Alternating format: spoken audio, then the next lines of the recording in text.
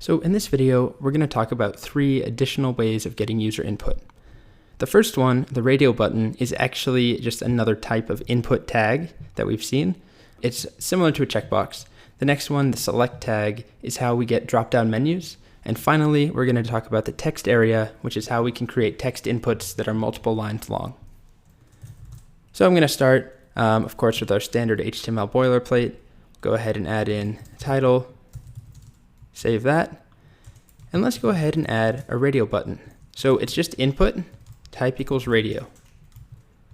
And I'm going to duplicate it, and I'm going to give the other one type equals checkbox, just so you can see them side by side. So this is a radio button right here. I cannot turn it off once I've selected it. This is a checkbox, which I can toggle on and off. So the difference really is that a checkbox allows a user to select it or unselect it, to have, let's say there's 5 different choices of things that a user can check. Let's say we're asking users to select their, this is a job site, and we want them to select their skills. We want them to be able to say JavaScript and CSS and HTML, or maybe only JavaScript, and they're just a bunch of checkboxes that they check on and off. A radio button, however, is used usually when a user has one choice. So an example typically on websites would be something like gender, where it asks you to check male or female or other, and you only have one choice. You cannot, not select. You have to pick one of the elements. So to do that, let's say for our example, we're going to have a form where users pick if they prefer cats or dogs. And there's no option to pick both. Unfortunately, in this world, it is black or white. You either prefer cats or you prefer dogs. So to do that, we're going to have 2 radio buttons. And if that's all we do to start, I can pick one and I can also pick the other. Not quite what we want. I want to only be able to pick one. So the first thing I want to do is get a form going, and I'm going to move my inputs into that form. And for now, we're just going to leave it so that it's just a GET request, and it's just the default action, which is just to refresh the page. The next thing that we're going to do is add a few labels. So I'm going to go ahead and use the for syntax. So this will be for dogs. And then we have to give our input an ID, dogs. Remember, those have to match. Then same thing here. Another label tag for cats. And then ID cats. So if we refresh, now we have our 2 choices, but I can still pick both. So what we need to do is tell HTML these 2 radio buttons are for the same choice. So you can pick one or the other, but they are one decision. So to do that, we need to use the name attribute, which, remember, the name is giving an individual input a name that HTML can refer to it by, and it's also the way that it is stored or sent in the HTTP request. That name is important. So let's give it a name here. The first one, name will be, let's just call it pet choice. And then on input here, we're also going to give it the exact same name. And the reason we do that, you'll see in just a second, is that by giving them the same name, it then connects them so that we now can only pick one. So if we refresh, I can click dogs or cats, but not both. And one more thing I'll show you. Let's add a button to the end of the form. And what we've seen so far is actually input type equals submit at the bottom of a form. But I'm showing you a button just to show to you that if the button is the last thing in a form, it will actually submit the form. So there's a few options of inputs to actually submit the form at the end, a button at the end, or input type equals submit. So now let's pick dogs. Of course, the only natural choice there. Remember, the name is pet choice. So we should see something up here in the query string, just like with any other inputs. When I click go, we see pet choice is equal to, and then on or on, which is not really what we expected. So we're missing one thing.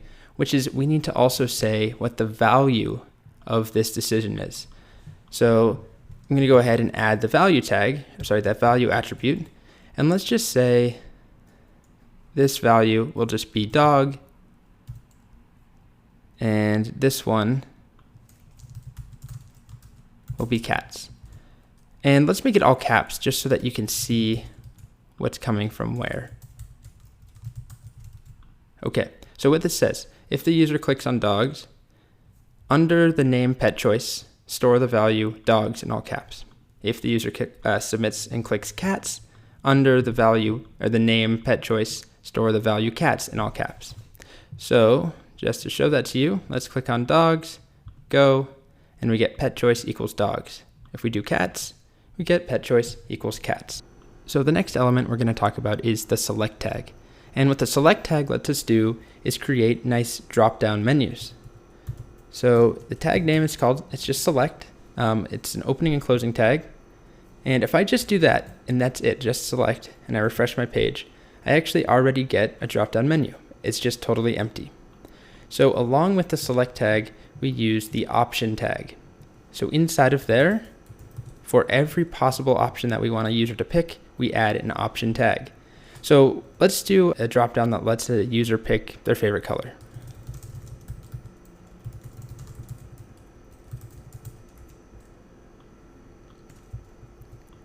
And let's do a few options here. Red, orange, and yellow. So as you can see, we already get a nice drop down here with our choices. And if I hit go, let's select orange, and I hit go, you'll see we don't actually get anything up here in the URL like we do if we select dogs. Let's do yellow this time. And I hit go, I still only get pet choice. And that's because we do not have a name that we've provided. So on our select, we need to give it a name. And let's just call it fave, or let's just go with color and leave it at that. And I refresh my page. Let's click cats. Let's click on yellow. And watch up here as I hit go. I now get pet choice is cats and color is yellow. So what you'll see is that depending on the option that I have selected, in this case yellow, the browser takes whatever the text is inside of that option, and it just sends that as the value under the name color. So we don't always want the value that is sent along in the request to be identical to whatever is displayed to the user in the dropdown. So an example of that might be something like if we wanted a user to pick a mood. So let's say, what's your current mood? And we want to have a happy face here, a emotionless face, I guess, and a sad face. And we end up with this nice drop down here with our emoticons. But let's say that when a user selects happy, we don't want all of this to be sent. Instead, we want the word happy to be sent, or the word sad to be sent. To do that, we use the value tag, the value attribute. So we'll say value equals, and let's just say happy, value equals neutral, and value equals sad. Now if I refresh, I click dogs, let's go with sad, and I click go, you can see I get pet choice is dogs and color is equal to sad. And of course that's because we kept the name as color. We would want to change that to be mood just so that our markup is meaningful and actually makes sense. So cats, let's do happy, I get mood is equal to happy. Okay, so that's all we need to cover with selects. One other thing is the text area tag. And text area, I'll pull it up on NDN, is a nice way to create inputs that are more than one line. So we've seen text inputs like this. Input type equals text. And they are single lines. But what if we wanted to ask a user for a bio or to copy and paste a resume or something, that is not going to work very well in this really slim, short input. So text area, it's actually another tag, just like select. So it's not an input with a type. It's actually a separate type of form control. And the way that it works, there's two important parts. The first is we create a text area tag, and that on its own is going to give us this text area. But what we can also do is specify exactly how big that text area is using these two attributes, rows and columns. So I'll show you that here. Let's start with 10 rows and 50 columns. And you can see that my text area expanded in both directions, but it definitely got wider. So let's say I now want 100 rows. You can see it gets a lot longer. So basically we can specify how many rows and how many columns to change the dimensions of our text area. One other thing about it is, just like with these other elements, let's go back to a smaller one. Let's do 10 by 10. Just like with these other elements, if I wanted to send this data in the request, let's get rid of this input. I would need to give it a name. Name is equal to, and let's just say paragraph.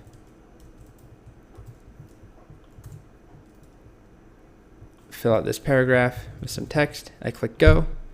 And you can see if I expand this, I get paragraph equals whatever text I have in here. There we go.